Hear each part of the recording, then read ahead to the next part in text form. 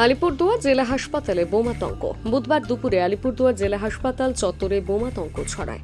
খবর পাঠানো হয় বম স্কোয়াডকে। ঘটনাস্থলে বম স্কোয়াড এসে বস্তুটিকে কালজনি নদীর চরে নিয়ে আসে। আলিপুরদুয়ার হাসপাতাল সুপার জানান, দেখে মনে হচ্ছে কোনো নিষ্ক্রিয় সুতলি বোমা।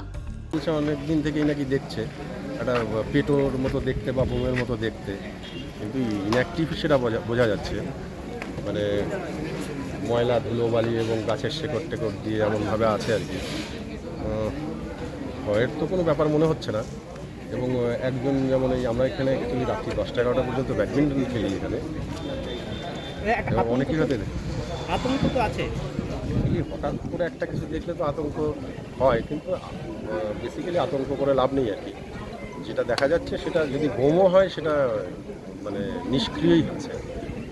সামনেই হোস্টেল, মেয়েদের নার্সিং হোম। না, আমাদের সবাইকে বোঝানো হয়েছে, সবাই জানে এখান দিয়ে সবাই এতদিন ধরে হাঁটাহাঁটি করে যায় এবং আজকেও যাচ্ছে, অসুবিধা কিছু নেই। বোম স্কোয়াডকে খবর পাঠানো হয়েছে। হ্যাঁ, খবর পাঠানো হয়েছে, ওরা আসছে, ওরা এলেই ওরা দেখে নেবে যে অ্যাকচুয়ালি কী।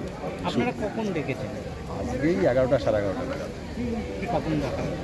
তারপরে আপনারা কি পুলিশ? তারপরেই পুলিশকে জানানো হয়েছে, তারপর সঙ্গে সঙ্গে পুলিশ চলে এসছে, তারপরে স্কোয়াড আসছে।